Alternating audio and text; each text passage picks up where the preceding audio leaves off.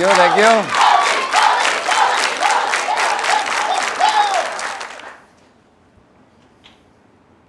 Oh, ba't kayo huminto? Magandang gabi sa lahat ng nais matuto at masihan. Dahil eto na ang paboritong game show ng mundo, ang Who Wants to Be a Millionaire?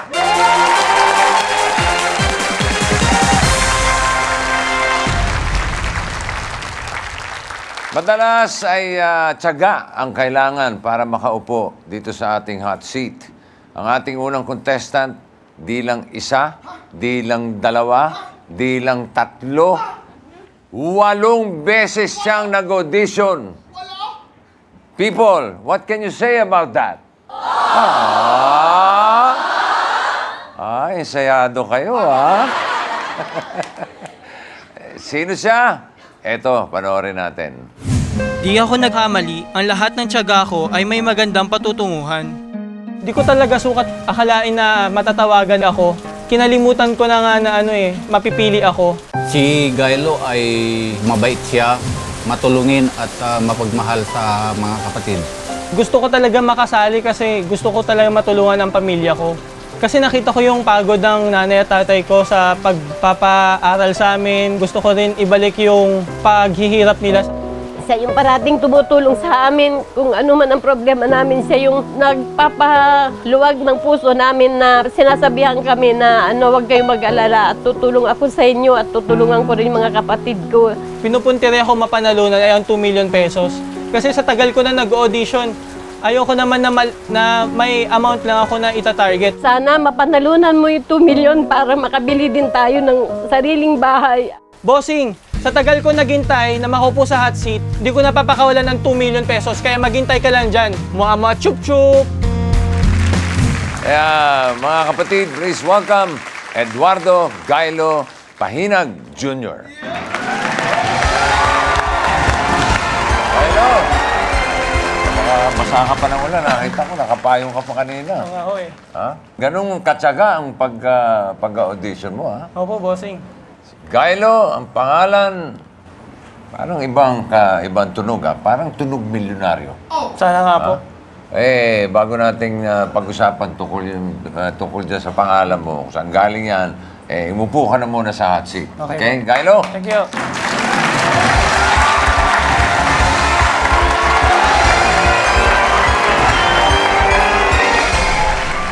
"24 years old, si Gailo, taga Sampaloc, Manila. Saan galing ang Gailo?"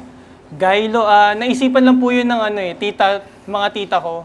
Ang pangalan ho kasi ng nanay ko, Gloria. Oo. Tapos ang tatay ko ho, Eduardo. Oh. Tapos namili lang ho sila ng letters na ipaghahalo at yung Gailo nga ho yung naisipan ho nilang pangalan. Pangalan ng nanay mo, Gloria. Gloria, Pangalan ng tatay mo, Eduardo. Eduardo. Dapat Glodo. Parang naging Gailo. Parang naging Gailo. Wala pa. Pero doon yung mga letra. Oo, doon yung mga nanggaling. letra ho, namili lang ho sila. Tapos ginambol-jambol lang. Oo. Ikaw ba may trabaho? Meron no. Anong trabaho mo yan? Ang trabaho ko ay isang IT auditor. Bali, ang ginagawa ho nun, tinitingnan po yung mga systems ng isang business. Tapos, tinitingnan ho nila kung tama po yung yung labas po ng report po sa computer, kung tama po yung... Yun ang trabaho mo. Ay, hindi ho. Ang trabaho ko, yung tinitingnan ko ho kung tama po yung computer. Sa computer ka nakatingin. Oo. Hilig mo ang panonood ng mga game shows at may nasalihan ka ba bukod sa panonood lang? Ito po yung first time ko eh. Bale, nanonood lang po ako parate, pero ang first time na makasali ho ako sa game show, ito pong Who Wants to Be Ito na, Millionaire. first time mo. Yes po. Aba, kumbaga, merong yan. May beginner's luck na tinatawag. Oo, first time. Sino ang kasama mo ngayon? Ang kasama ko ho ngayon, ang mother ko, si Gloria, ang tatay ko, si Eduardo, at ang sister ko, si Glody. Ayun, ang Glody. Yan ang tama. Okay, kamusta po kayo, Mr. and Mrs.? Okay lang po, bossing. Kayo ba'y ninenervyos? Opo, bossing. Relax lang kayo. Palagay ko, etong si Gailo, malayo ang mararating nito. Oo, sana. Makakarating ito ng Novaliches. Nandito na. Sige, salamat. Upo muna kayo. Relax kayo dyan. At akong bahala dito kay Kylo, okay? Good luck at sana pag-uwi nyo mamaya, milyonaryo ka na. Alright? Mechanics muna tayo. 15 multiple choice questions. Kung masasagot mo ang 15 tanong ng tama, meron kang 2 million pesos. Sa ating bagong format, dalawa ang money trees na pwede mong pagpilian. Ang classic money tree at ang high risk money tree. Sa classic money tree, nandiyan pa rin ang tinatawag na safe havens. Sigurado na ang 20,000 pag naabot mo ang question 5. At 150,000 naman kung maabot mo ang question 10. At syempre, kung maabot ka sa question 15, 2 milyon iyong-iyo na. Meron 3 lifelines ang classic money tree. Sa 50-50, magtatanggal kami ng 2 maling sagot at doon sa natira, pipiliin mo kung ano sa tingin mo ang tamang sagot. Sa People Speak, pipili ka ng 3 audience members para tumulong sa iyo. Pero nasa sa iyo kung sino ang paniniwalaan mo sa kanila. Merong nakalaang 20,000 pesos para doon sa napili mo na nagbigay ng tamang sagot. Kung tama ang sagot nilang 3, maghahatian nila ang 20,000. Sa Switch, maaari mo palitan ng tanong kung sa tingin mo ay di mo ito kayang sagutin. Ang 3 lifelines na ito ay magagamit mo anytime within the game. At maliban sa Classic Money Tree, may isa pa tayong option. Ito yung High Risk Money Tree. Kapag ito ang pinili mo, mawawala ang pangalawang safe haven. Pero magiging 4 ang lifelines mo na pwedeng gamitin anytime within your game. Ang additional lifeline na ito ay ang Double Dip. Sa lifeline na Double Dip, may pagkakataon kang pumili ng 2 sagot sa isang tanong. Kung ang unang sagot mo ay tama, tutuloy ka na sa susunod na tanong. Kung mali naman, maaari ka pang pumili ng isa pang sagot. Tandaan mo lang sa ating high-risk format, kung magkamali ka after question number 5, automatic na 20,000 pesos ang iyong may uwi. So, Kylo, anong money tree ang gusto mong piliin? Ang classic ba o high-risk? Bossing, ang pipiliin ko po ay ang high risk money tree. Bakit? Kasi bossing, nasabi nyo nga, 8 beses na akong nag-audition at gustong-gusto ko talaga makuha ang 2 million. Kaya mas makakatulong ang 4 na lifeline sa akin. Okay. Sige. Tingnan natin kung magandang, kung good decision ka. Ready ka na? Ready na po. Let's play Who Wants to Be a Millionaire?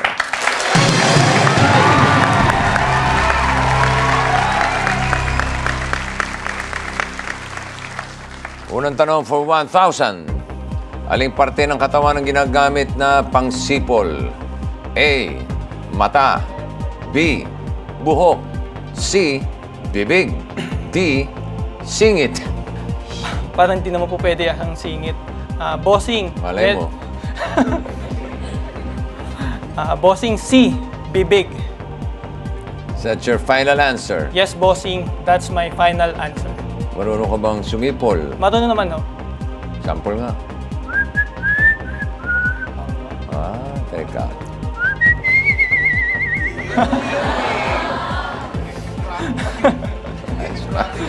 Nanginig pa yan. Woo! Si Bibig is correct.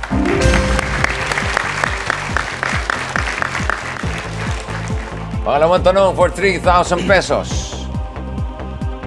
Ano ay sinusuot ng mga biker na pangproteksyon sa kanilang ulo? A. Helmet. B. Hairnet. C. Bagnet. D. Sipit. Bossing, letter A, helmet. Is that your final answer? Yes, bossing, that's my final answer. Helmet is correct.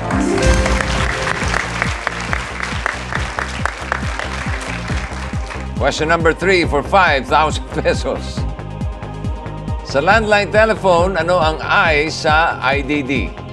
A. Interracial. B. International. C. Interactive. D. Interpol. Bossing, ang ibig sabihin kasi ng IDD ay International... Naku, nakalimutan ko yung 2 D. Ah, Pero bossing, muntik na alam mo, muntik na humanga sa'yo, ha? Ang ganda ng pagkaka-entry. Bossing, ibig sabihin ng... nakalimutan ko.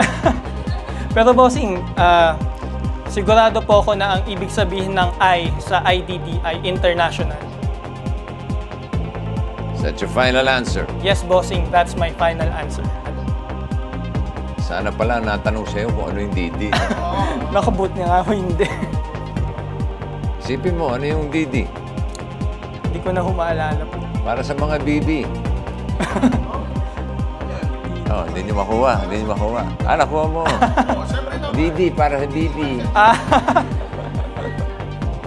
International Direct. Dial. Tama po ba? Nakalimutan ko rin eh. Direct birth lang ang alam ko eh. Basta correct international. Okay na yan. Question number 4 for 10,000. Anong root crop ang kilala rin sa pangalang sweet potato? A. Kamote. B. Sayote. C. Patatas. D. Gabi. Bossing, ang sweet potato ay ang kamote. Letter A. Sigurado ka? Yes, bossing. Kamote po.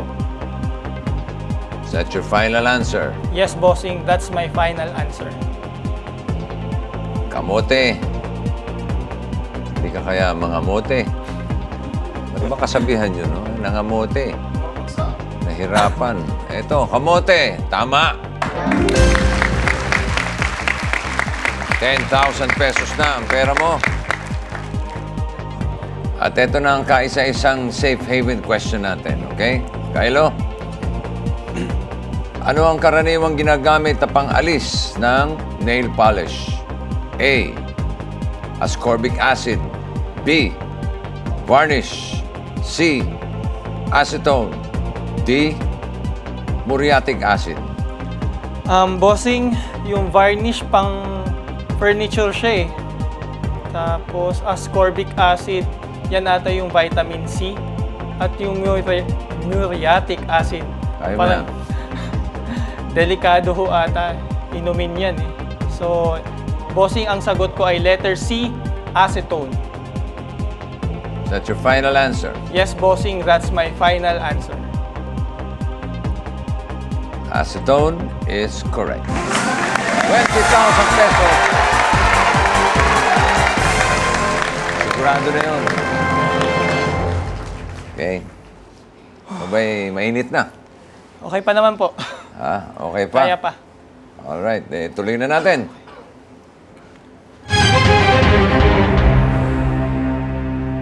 Question number 6 for 35,000 pesos. Sa anong tawag mas kilala ang cafe noir? A. Chocolate coffee. B. Black coffee. C. Cappuccino. D. Mocha. Chocolate coffee. Parang mocha din yung chocolate coffee eh. So, ang pinagpipilian ko po ay black coffee o kaya cappuccino. Pero po, mas kutob ko po yung black coffee kaysa sa cappuccino.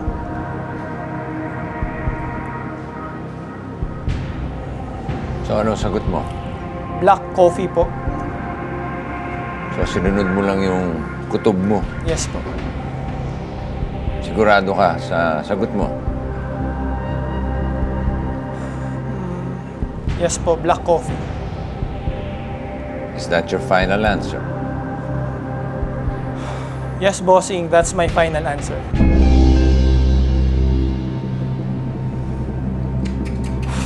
Ang tamang sagot, abangan sa ating pagbabalik dito lang sa Who Wants to Be a Millionaire?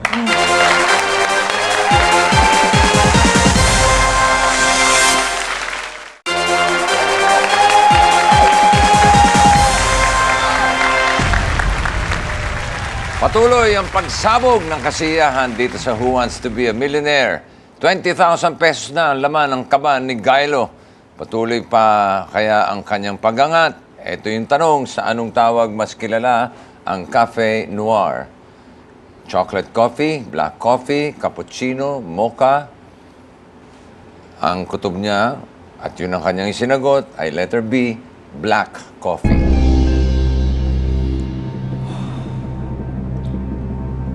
Tay, kayo ba'y mahilig sa kape? Medyo po, bossing. Si nanay?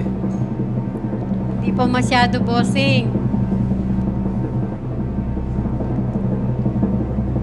Coffee na iniinom mo, kung ano lang. Kung ano lang po. Sosyal lang ang kape ko eh. 3-in-1 noir. Sosyal yun. 3-in-1 noir. Parang cafe noir. Ang cafe noir, Gilo, ay black coffee. That's correct. Ganda ang kutob mo, ha? Question number 7 for 50,000 pesos. Andiyan pa yung mga lifeline mo. 4 yan. Here we go. Ano ang first names ng mga magulang ni Harry Potter? A. Robert and Andrea. B.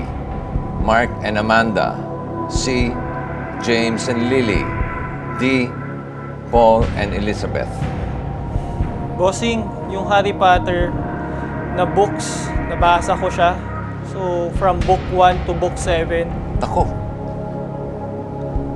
Ibig sabihin alam na alam mo sagot yan. Yes, bossing, alam ko ang sagot.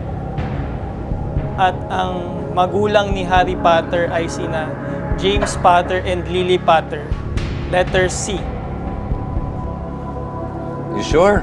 Yes, bossing. Letter C, James and Lily is my final answer. Siguro naman dahil sabi mo nga nabasa mo from 1 to 7. Yes, bossing. Ano pa hinihintay na natin? 50,000. Meron ka na.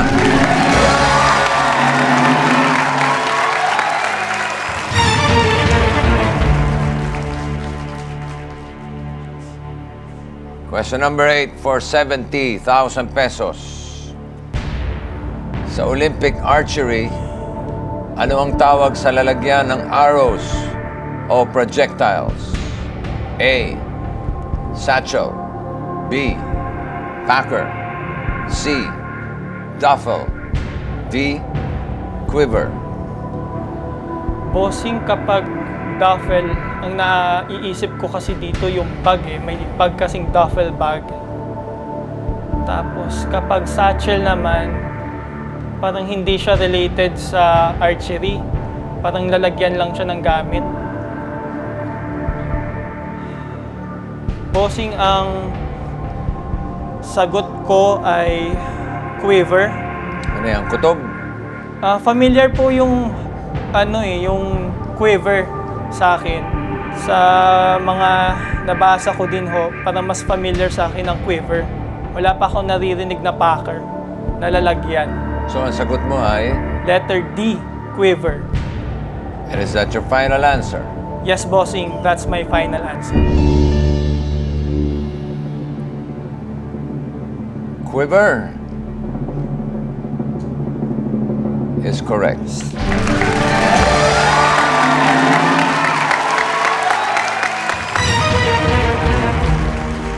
Meron ka ng 70,000 pesos. Ang sunod na tanong ay nagkakahalaga ng 100,000 pesos. Eto, basahin natin.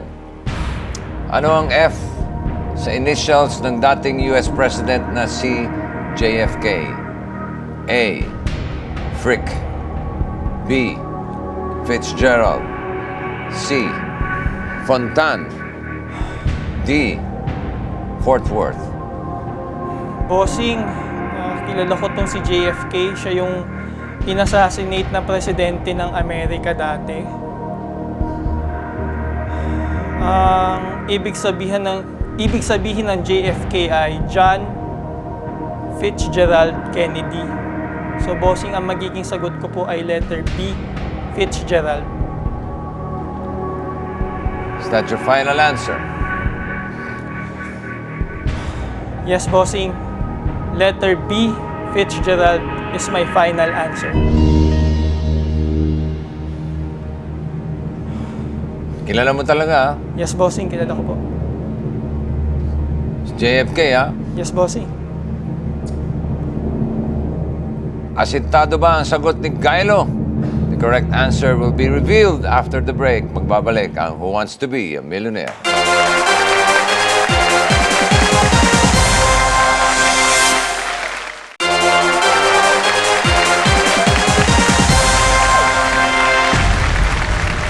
Patuloy ang laban ngayong linggo dito lang sa Who Wants to Be a Millionaire. Si Gailo ay nakabangko na ng 70,000 pesos kanina at alamin na natin kung dadami pa ito sa tanong na ano ang F sa initials na dating US President na si JFK. A. Frick. B. Fitzgerald. C. Fontan. D. Fort Worth. Kilala daw niya si JFK. Friends kayo? Hindi naman, oh. Ka-Facebook ko eh. And Fitzgerald is correct! 100,000 pesos.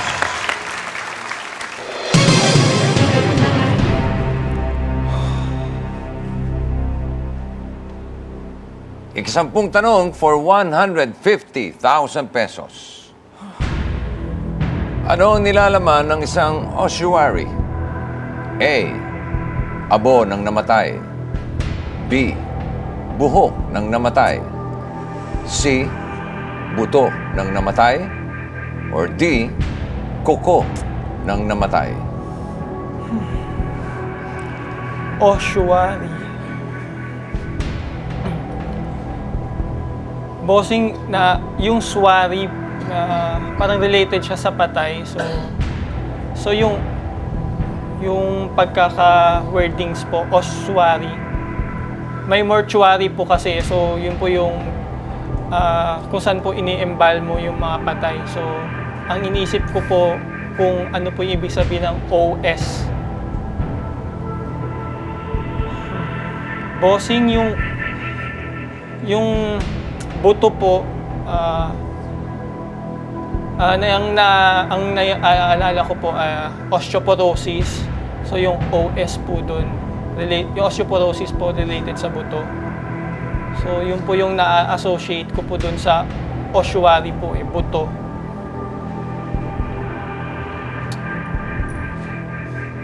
Kung hindi ka naman sigurado, paalala ko lang sa'yo, yung mga lifelines mo nandyan para tulungan ka.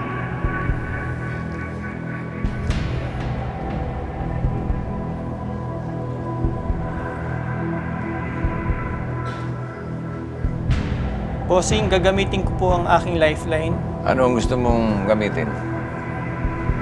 Ang gagamitin ko po ay People Speak. Alright. People, tulungan natin si Gailo. Ulitin yung tanong, ano ang nilalaman ng isang ossuary? A. Abo ng namatay. B. Buhok ng namatay. C. Buto ng namatay. Or D. Kuko ng namatay. Yung mga nakakaalam ng tamang sagot, magsitayo please.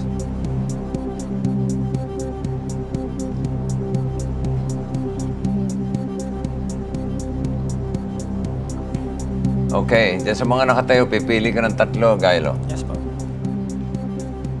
Bossing, si Gemma, Gemma. Okay, dalawa pa.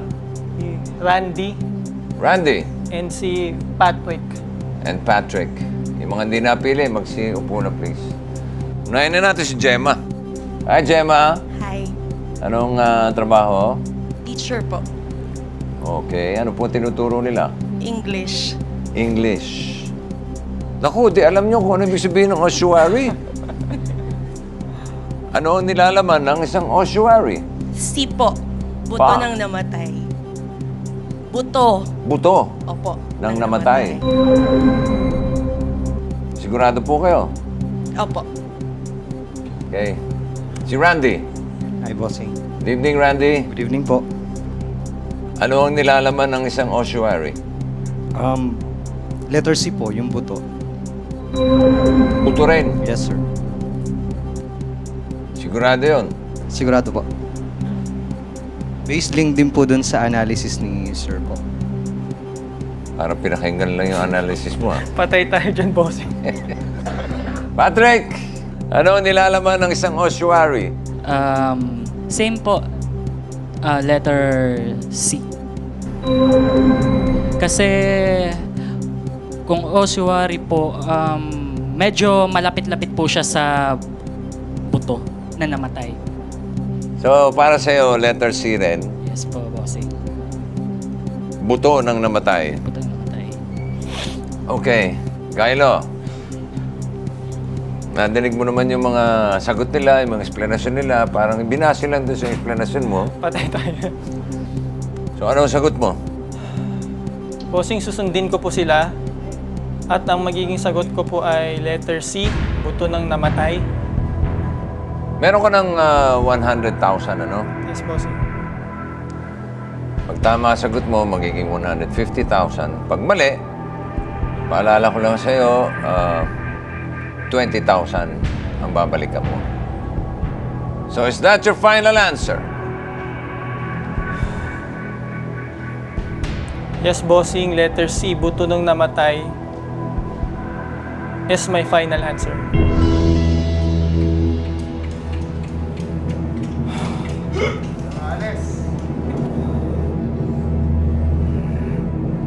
Ito na kaya ang katapusan ng buhay Huwag naman siya. ng buto ni Gailo.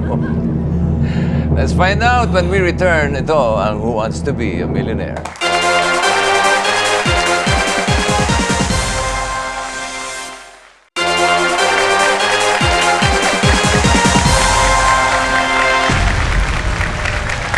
We are back for more knowledge and fun on your favorite Sunday game show, Who Wants to Be a Millionaire? Before the break, nakaipon na si Gailo ng 100,000 pesos. Ito ko ay madadagdagan pa. Ito yung tanong, anong nilalaman ng isang ossuary? Abo ng namatay, buhok ng namatay, buto ng namatay, kuko ng namatay. Humingi siya ng tulong sa ating audience. Ginamit niya ang kanyang People Speak. Sinunod niya, ay sinagot niya ay letter C, buto ng namatay.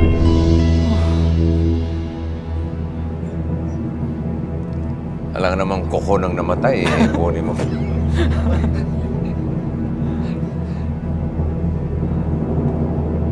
Alam naman din ng mga buhok lang na namatay. Eh, pag-uusapan pa natin, patay na buhok, patay na kuko. Ang abo, yun, ay mali. Buto is correct. Buto. Patrick, Randy, Gemma, Thank you. maraming salamat. Hati-hati kayo sa 20,000 pesos. May take your seat. May tatlo ka pang lifeline na natitira, Gailo. Yes, boss. 50-50, switch, at yung double dip. Question number 11 for 250,000 pesos. Saan nagmula ang Calypso music? A. Mediterranean. B. Himalayas. C. South Pacific. Or D. Caribbean. Calypso music. Mahilig ba sa music? Di ho eh. Ito yung kinatatakutan ko na category, bossing. Music? Oo. Takko naman, bakit may nasama pang music dito?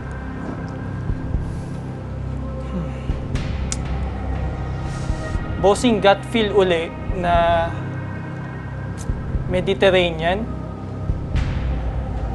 Kasi yun nga po, Calypso, parang familiar po siya sa Greek mythology. Tapos, Greek mythology, so Greece po. So, ang country po na Yung Greece po, malapit po siya sa Mediterranean.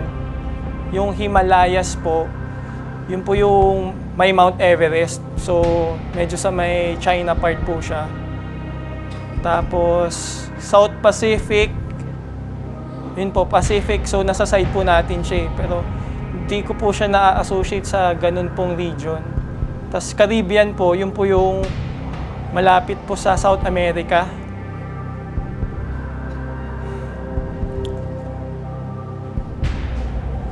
May 3 ka bang lifeline na natitira?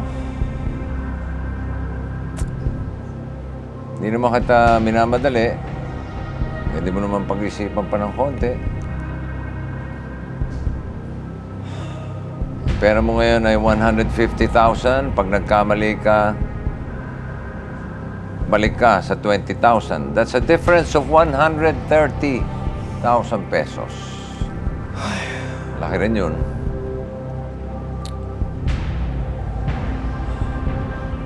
Bossing, gut feel ako na Mediterranean pero gusto ko makasigurado. Kaya gagamitin ko po ang aking lifeline. Anong lifeline ang gusto mong gamitin? 50-50 po. 50-50.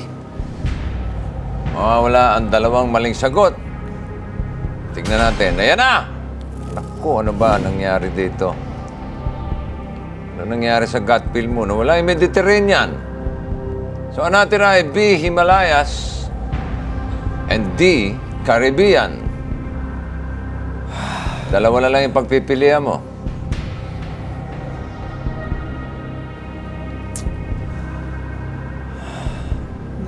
Himalayas at Caribbean. Hindi po siya familiar sa akin. Himalayas, Calypso, Caribbean.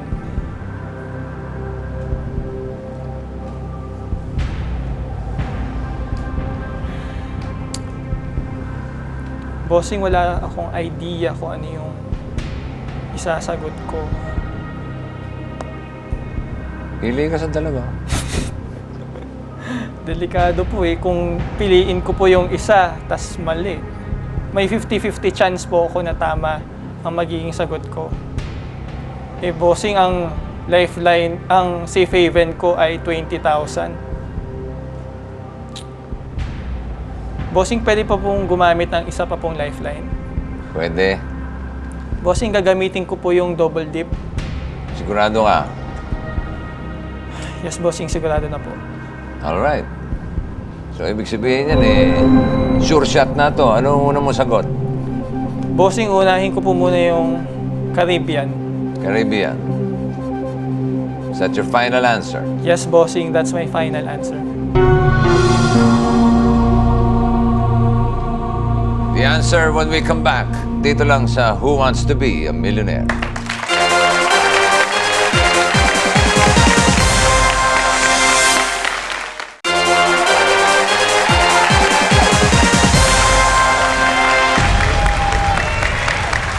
Non-stop excitement ang inyong makikita dito sa paboritong game show ng mundo, ang Who Wants to Be a Millionaire.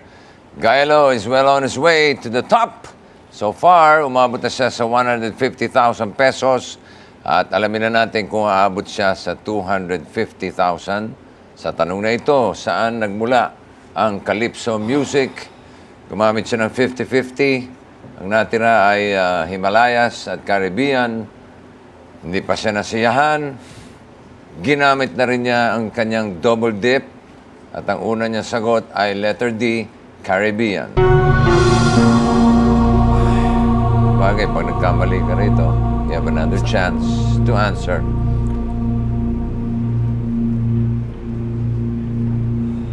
Hindi mo talaga alam yung Calypso music?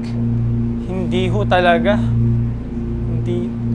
Yun nga po, yung naalala ko lang po sa Calypso, yung tungkol sa Greek Ano mythology. napunta sa Greek mythology yun? Parang may ano po eh, may Greek god po ng pangalan Calypso. Pero Baka si Harry Belafonte. Kilala mo si Harry Belafonte? hindi po. Teo!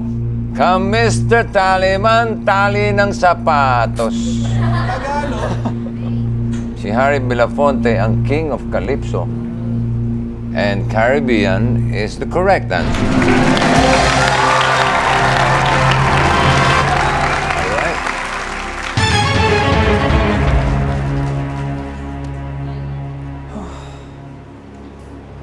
Okay ka lang? Okay na po. May isa ka pa naman natitirang lifeline. Yes po. At yun yung switch. Here's a question worth 400,000 pesos. Anong virus ang na-isolate ni Luc Montagnier noong 1983? A. Chickenpox. B. HIV. C. SARS. D. Salmonella. Ang matunog sa akin ngayon yung HIV. Kasi kung i-associate ko po yung 1983, so ang siguro po sikat na sakit nun, HIV. Tama ba yun? Kasi po yung SARS, bago lang po siya ito na mga 2000s. Salmonella. Ang alam ko lang po sa salmonella, sa isda. Tapos yung chickenpox, yun po ate yung bulutong. Tama ba?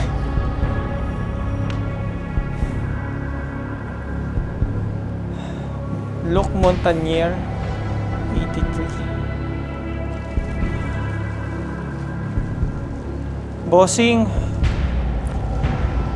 gut feel po uli. HIV. Letter? B.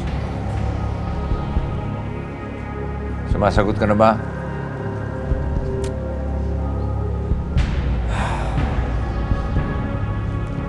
Yes po. And your answer is? Letter B, HIV.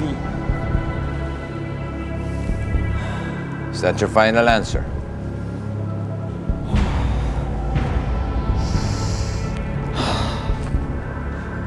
Yes, bossing. Letter B, HIV is my final answer.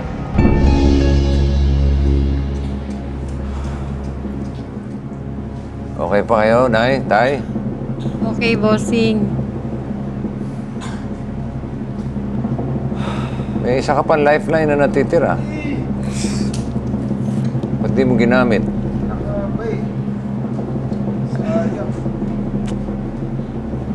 Bossing na parang familiar po yung, yun nga po, yung HIV tas nung 80s. Kaya tinuloy ko na ho. Hindi mo na ginamit yung natitira mong lifeline. Hindi na po muna.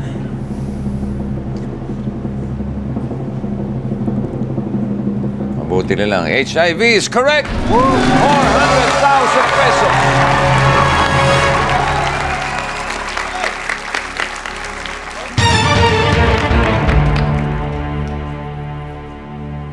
Buhay pa ang iyong lifeline. Susunod na tanong ay nagkakahalaga ng 600,000 pesos. Anong bulaklak ang kilala rin na Lily of the Nile? Hilig ka ba sa bulaklak? Hindi po. A. Calya lily. B. Lotus. C. Iris. D. Lily of the Valley.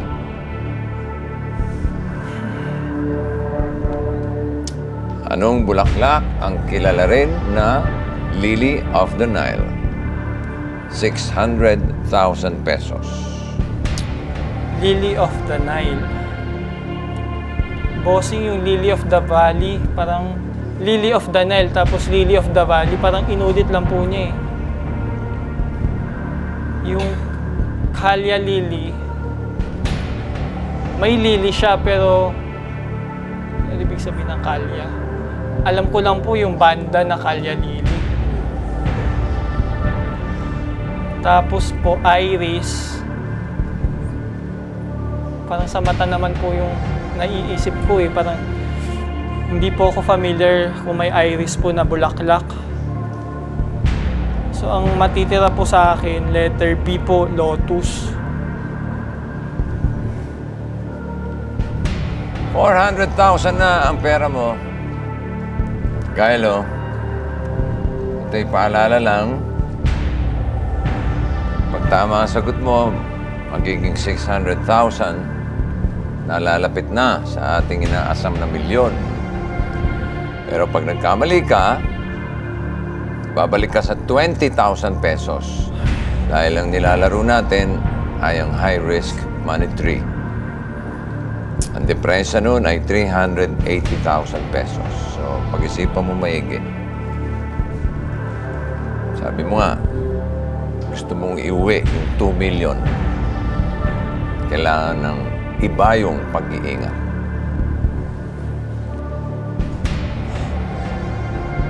Bossing, ang alam ko lang po na bulaklak talaga dito ay Calya Lily or Lotus.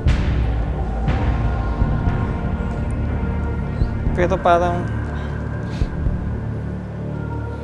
may lili na kasi yung Calya Lily eh. Pero Calya. Ibig ba sabihin ba doon Nile?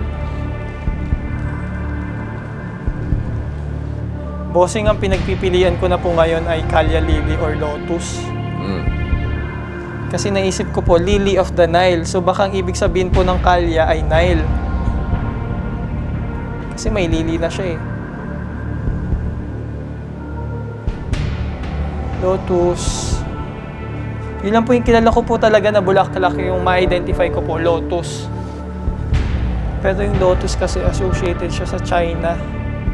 So, dalawa na lang yung pinagpipilian mo. Yes, bossing. Letter A, Calya Lily, or letter B, Lotus. Bossing, mukhang letter A, Calya Lily. Paalala lang, Gylo, ha, na may isa ka pang lifeline at yung 400,000 mo maaring maging 20,000 pag nagkamali ka sa tanong na ito.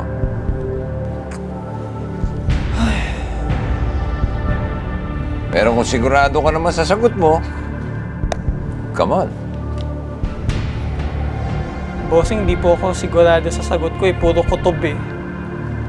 Kutob na mali kanina. Pero marami kang mga kutob kanina na... Tama nga ho. Tama.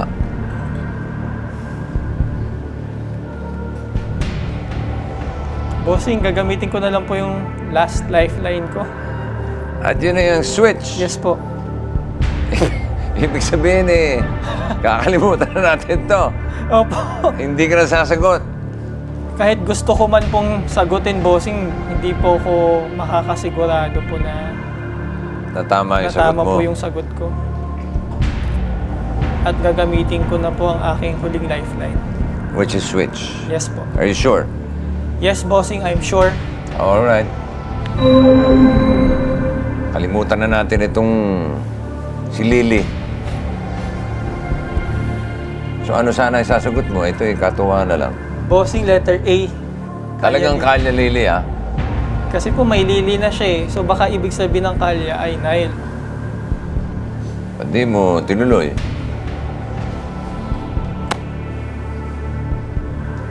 Diba, sabi ko nga sa'yo, ang kutob mo, kanina pa, tama eh. Kutob mo ngayon, Calya Lily. And that is the correct answer. Calya Lily. Lily of the Nile. Sayang. Sayang. Pero di bale, mabuti na yung sigurado. Again, for 600,000 pesos, ito yung ipapalit na tanong ng ating computer. Sino ang inihalal na Senate President sa pagbubukas ng 16th Congress? A.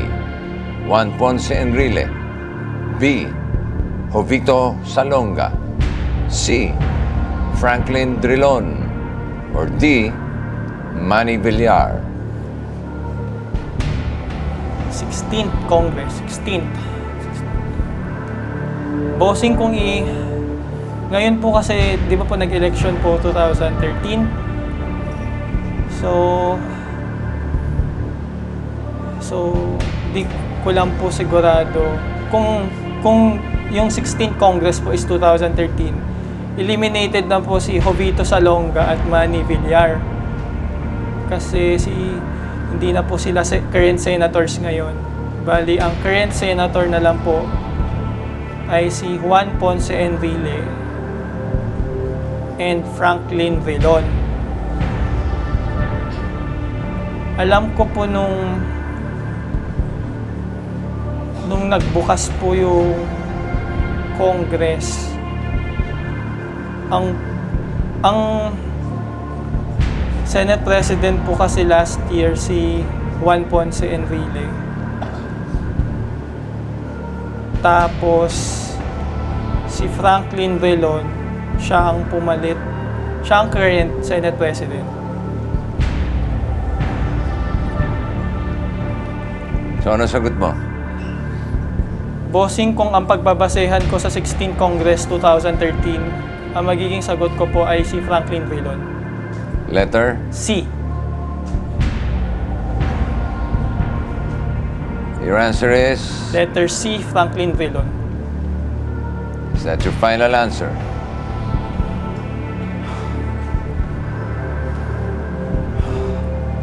Yes, bossing, that's my final answer.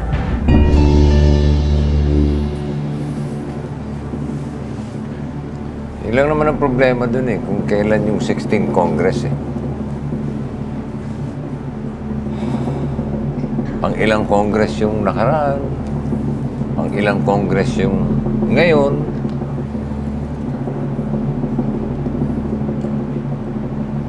Franklin Drilon is correct. 600,000 pesos. Ha?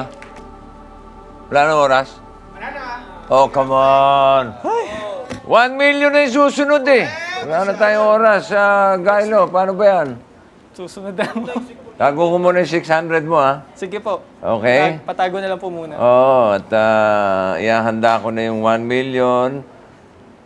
2 million na ang ihahanda ko para sa'yo sa Sige po. next week. Okay? Sige po.